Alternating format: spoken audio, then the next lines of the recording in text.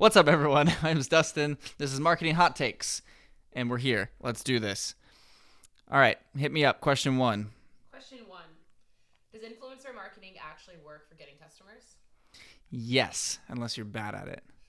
Influencer marketing, for people who don't know what that is, it's the concept of getting people with big social media followings or big podcast followings or whatever, big people with a lot of attention, influencers, and giving them your product to promote and either paying them outright or giving them a percentage of sales that come from their coupon code or a unique URL or link, something like that. So basically paying influencers to promote your product.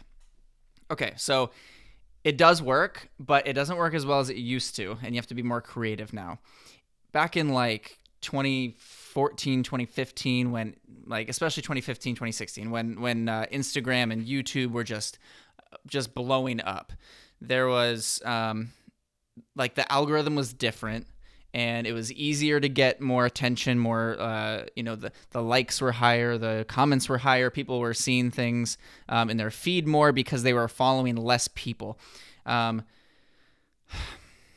Without making this a 25-minute rant, I want to break down quickly how this works. So a lot of people forget that social media, anytime there's a new platform, it's kind of like a gold rush. It's a land grab for whoever can get followers the fastest, because eventually anytime a social platform gets hits scale, like Instagram is well over 1 billion users, so now people are following, you might follow 1,000 different people, and Instagram now has an algorithm where it's deciding who they think, which content they think you actually want to see, because they can't show you all of it because that's too many people. If 1,000 people are posting every day, that means there's 1,000 posts, and you're likely not going to be looking through your feed that much. They want to keep you on the platform, and so they want to show you only the best content. But back in 2015, 2016, when there were only, I'm making this number up, I don't actually remember, but let's say there were only 100 million people using the platform. Now, you might have been on it and you might have only been following 100 people because there weren't that many people creating good content yet.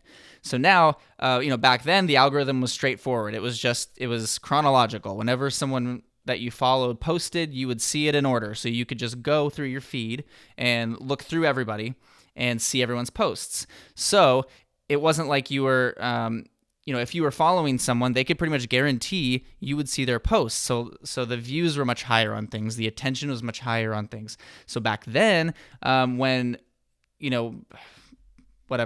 Pepsi sponsors Beyonce, and she's promoting about Pepsi, now these millions of people are seeing it. They're going and buying Pepsi. Pepsi, who knows what Pepsi paid them, but let's say Pepsi paid Beyonce $1 million to do a post, which sounds ridiculous, right?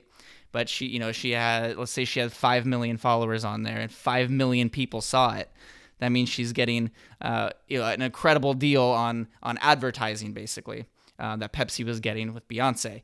Now, if they try to do that, she still gets a lot of views, but it's not as many as it used to be, because all these people following her aren't seeing all of her posts like they used to.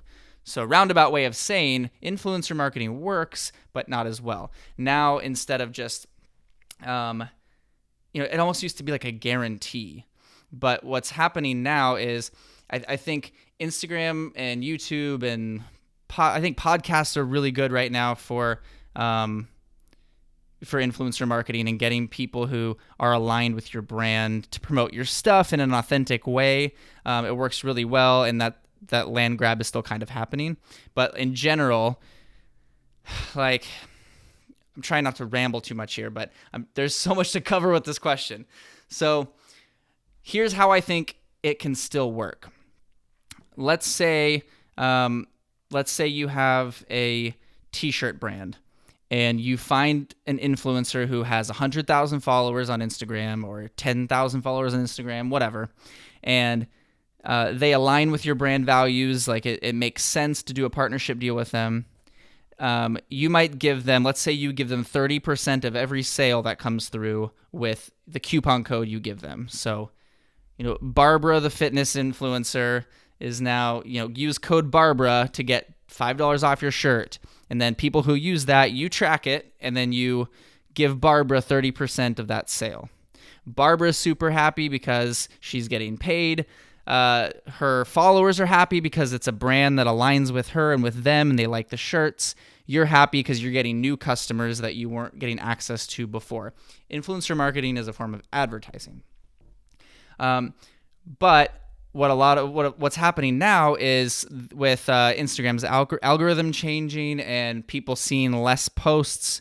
It's oversaturated. Now you're not the only t-shirt brand doing it anymore. Now there's 1,000 t-shirt brands trying to get Barbara to do it. So you and Barbara have to come to a more aggressive deal to actually get the deal done. So you might not make as much money now as you could have in 2016 doing this. But, so if all you're doing is giving Barbara 30% of the sale, you might not be making any money off of it, and it might not work that well. But what you need to do, and what every brand needs to do, is focus on the back end. What happens after you acquire a customer? So now let's say now, because so many brands are going after Barbara, you have to give Barbara 50% of your sales that come through her coupon code. And that might be your entire margin. So now you're basically just making shirts for free. But now what you want to do is you want to set up email marketing on the back end. So you want to be capturing emails of customers and emailing them each week with new things going on with your brand or content around the values that your brand has. So if you're a fitness brand, you want to be pushing out fitness content in your email marketing. You want to have your own social media where people can follow you and try to get them to follow you there so they can become your followers now. So now Barbara got you a customer and you might have broken even on that customer, but now you can remarket to them through your email marketing, through your social media, through retargeting ads, and get them to buy again. And now you make money on the second purchase. Instead of 2015, 2016, you might have made money on the first purchase because the deal was better with the influencer. But now you need to get a little bit savvier on the back end of what you're doing with your systems of marketing to be able to get a sale, a sale again. So you make money on the second sale, and then you have a customer and you can make 3, 4, 5 sales from them, and all of a sudden you're not breaking even anymore. So influencer marketing works, yes, but not like it used to. So you have to get smarter with the partnerships you're doing and smarter with your back-end systems to actually have a real business that's not built just on Barbara promoting your t-shirt. You have to have your own marketing going on also to keep customers coming back. So that's my answer for that question. You want to take a breath? No. Next question. Okay. I have $500 to spend on social media ads. Should I spend it fast or spread it out? $500 to spend on advertising. I'm going to assume this means like never advertised before and you just started realizing, your company's making a little bit of profit now and you have $500 to start experimenting with ads.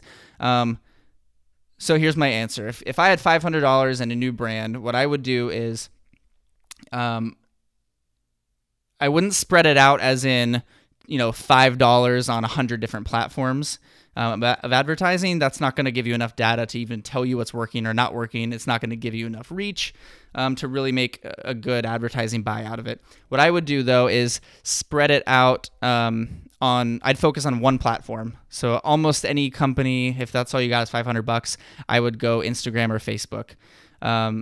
Just because they're still pretty good deals. The prices are going up, like the cost of acquisition for a customer is going up as more people are starting to use those advertising platforms, but it's still a good deal compared to Google ads or whatever else you might advertise on. So what I would do is take that $500, spread it out over a 30-day period. And so you're just spending, you're spending $18 a day, whatever that comes out to. Do it with one ad and try to experiment with a couple of different versions of that ad. So you might make 2 or 3 different ads that are relatively similar, but maybe going after a slightly different target audience. Because what you want to be doing is experimenting. So over a 30-day period, you want to, at the end of the 30 days, and then your $500 is gone, probably assume you're going to lose it.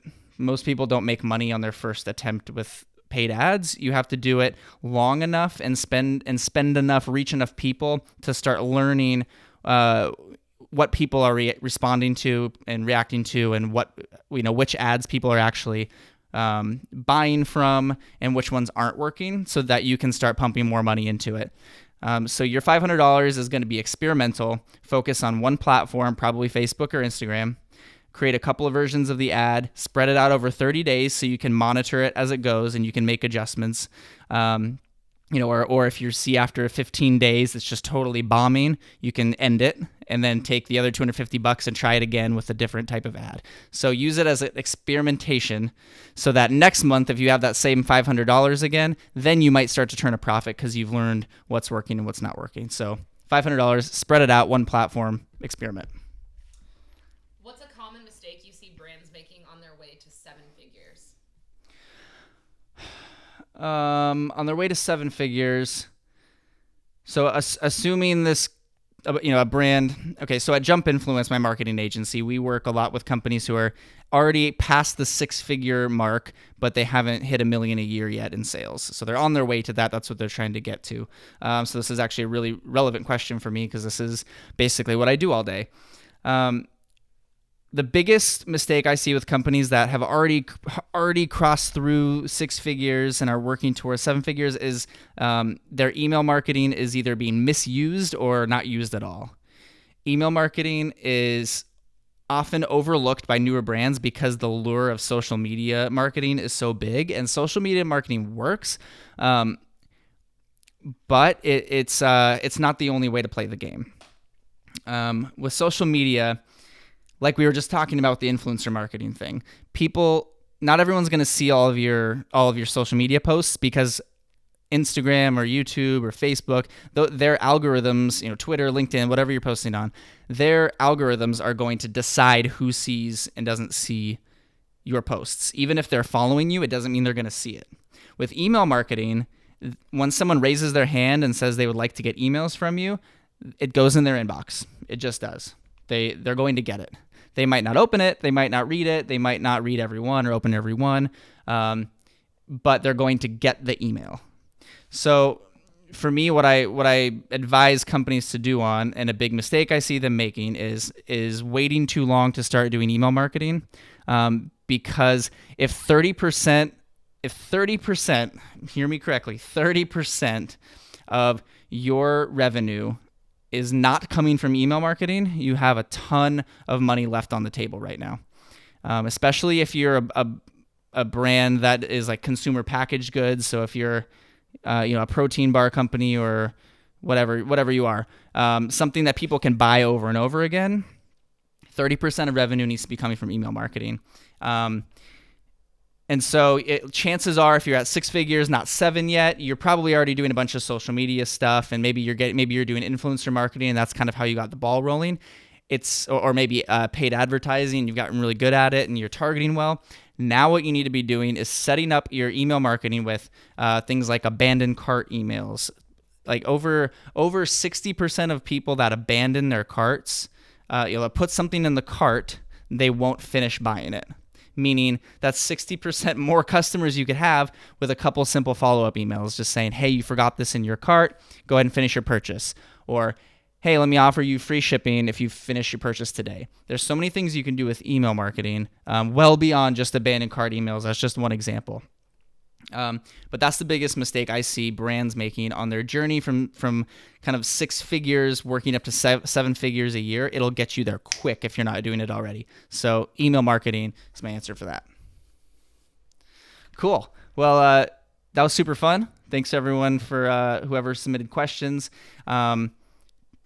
Let's sync up. This is going to be obviously on the podcast. I don't know where you're listening to it right now. If you're listening on the podcast, thank you. If you're watching it on YouTube, thank you. If you're watching a clip of this on Instagram or LinkedIn or Facebook or Twitter, thank you.